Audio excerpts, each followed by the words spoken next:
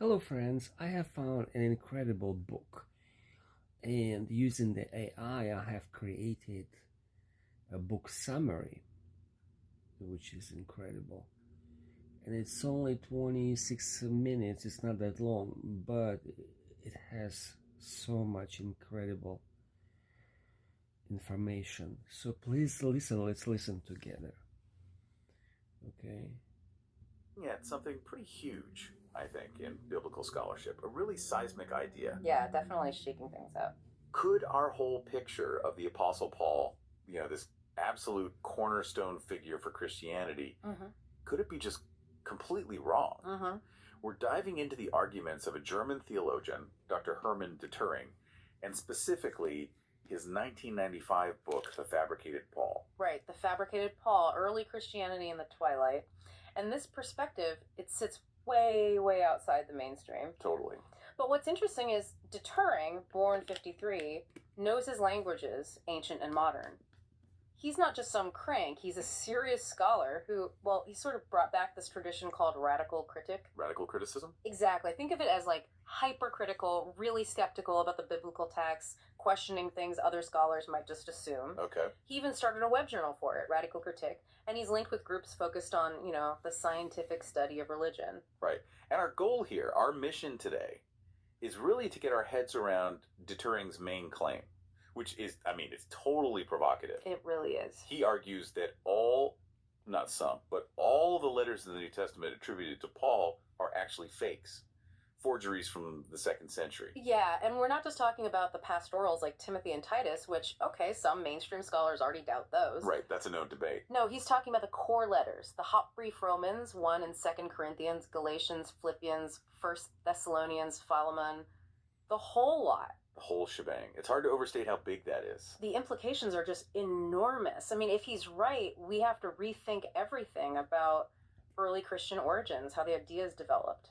Okay, so where does this radical idea come from? Does it have a history? It does, yeah. If you zoom out a bit, Detering's work really echoes an older movement, mostly forgotten now, called the Dutch Radical School, the DRS, late 19th, early 20th centuries. Dutch Radical School, okay. These guys were committed to studying the text without, church constraints, and they questioned everything. Pauline authorship, definitely, but some even questioned if Jesus was a historical figure. Wow. So this isn't entirely new ground, then? Not entirely. He's building on that foundation. Who are the key players in this Dutch school? Well, you had figures like Allard Pearson. He really kicked things off, questioning Galatians, and Willem Christian van Manen, who's very systematic. Okay. Yeah, and others like Boland, Vandenberg, Van Eisinga. They were influenced by even earlier German critics like F.C. Bauer and Bruno Bauer. So what was their main argument about Paul's letters, specifically? One of their key ideas, which Detering picks up and runs with, is the patchwork hypothesis. Patchwork? Like a quilt? Kind of, yeah. The DRS, and Detering agrees, they didn't see these letters as like single unified documents written by Paul at one time. Right. Instead, they argued they were stitched together. Maybe from shorter notes or fragments, maybe earlier versions, maybe different people adding bits over time. Okay, so composite texts. Exactly. Van Manen, in particular, spent ages digging into the letters, looking for what he saw as inconsistencies, weird structures, things that suggested this complex editing history. And that would naturally push the date later, right, if they were compiled over time. Precisely. It points towards a 2nd century final form, not the mid-1st century. So Detering isn't just tweaking the traditional picture. He's offering a completely different narrative. What's his driving goal here?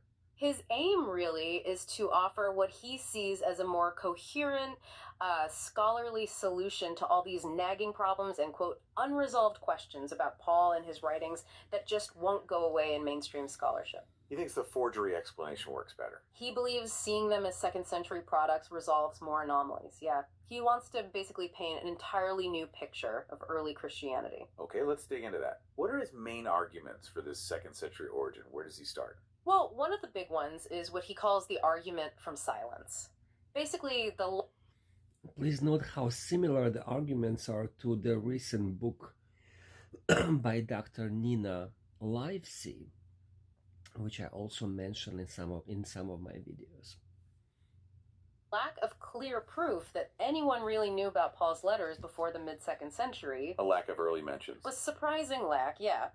It's striking how little direct evidence there seems to be before, say, 150 CE. Can you give an example? Sure. Take Justin Martyr. He's writing around 150 CE. He talks constantly about themes central to Paul faith versus law, justification, Christ's role, all that. Key Pauline ideas. Absolutely. And Justin quotes the Old Testament like crazy, engages with all sorts of Christian ideas floating around then, but Detering points out he never once directly quotes Paul's letters. Never mentions Paul or his writings by name. Never. That does seem odd, if Paul was this foundational apostle from 100 years earlier. It's a significant absence, Detering argues. Wouldn't a major figure like Justin be referencing these supposedly authoritative texts? That's a fair question. So when do we see Paul's letters pop up clearly in the historical record? The first person we know for sure who had a collection of Pauline letters and was promoting them was Marcion of Sinope, around 144 CE. Marcion. Okay, often called a heretic. Right. And his collection had an edited version of Luke's Gospel and 10 Pauline letters, notably, not the pastorals, Timothy and Titus. Interesting. So, for Detering and the Dutch radicals before him, the fact that Paul's letters seem to burst onto the scene right alongside Marcion isn't just a coincidence. They see it as evidence. Strong evidence, yeah. Suggesting the letters originated then in the 2nd century.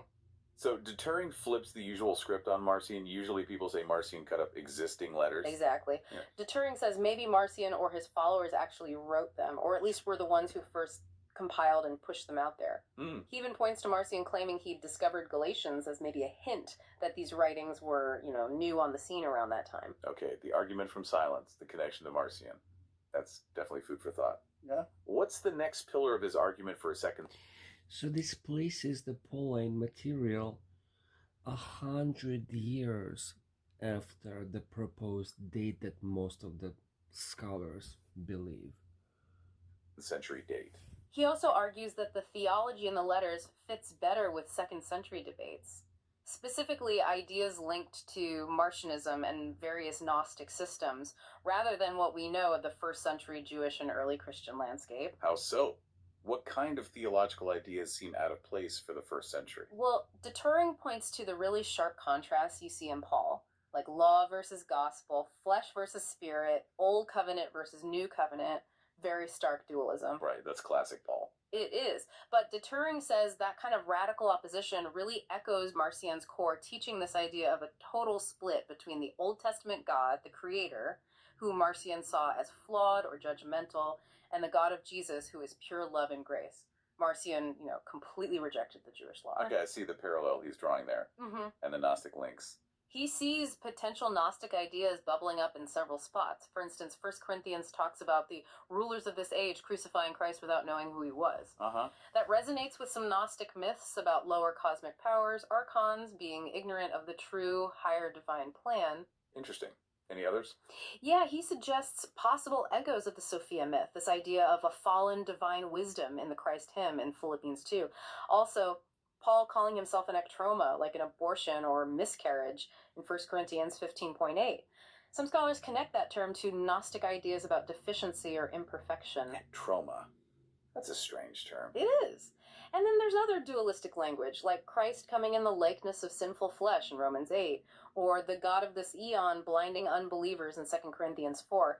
Detering sees all this as fitting more comfortably in the soup of 2nd century Gnostic and Marcionite thought. So the theology itself feels anachronistic to him. It smells more like the 2nd century. That's the argument. He even floats the hypothesis that maybe the letters actually started in Marcionite circles, that Paul was constructed as Marcion's ideal apostle, maybe influenced by an earlier critic named Edwin Johnson. And the versions Marcion had. Right. Marcion's versions of the letters were sometimes shorter, lacking passages we have now. Detering suggests maybe those were closer to the originals before the mainstream church started editing them. We'll get to that. But first, shifting gears slightly, does Detering also see reflections of specific 2nd century historical situations in the letters? Yes, definitely. This is another area where he's really drawing on the Dutch radical school's work. He argues certain issues, certain social contexts assumed in the letters make more sense in the 2nd century. Like what, for instance? Give us some examples. Okay, take the frequent references to persecution. The DRS argued, and Detering follows, that really widespread, systematic persecution of Christians isn't strongly attested in the mid-1st century under Nero, maybe localized stuff, but it becomes much more of a documented, ongoing issue later on. After Nero. Yeah, or maybe even after the Bar Kokhba revolt around 135 CE, when the split between Judaism and Christianity became more formalized. And you get things like Christians being formally excluded from synagogues, the Ippo-synagogo situation that Justin Martyr talks about mid-2nd century. So the level of conflict assumed in the letters feels later. Right. Also... Well, let's stop at this. It's too much. I think it's too much for most people. Let's discuss this, and I will probably post the second half of this audio overview, or just go to messages and ask me for the whole file, and I will send you the file. Okay, guys?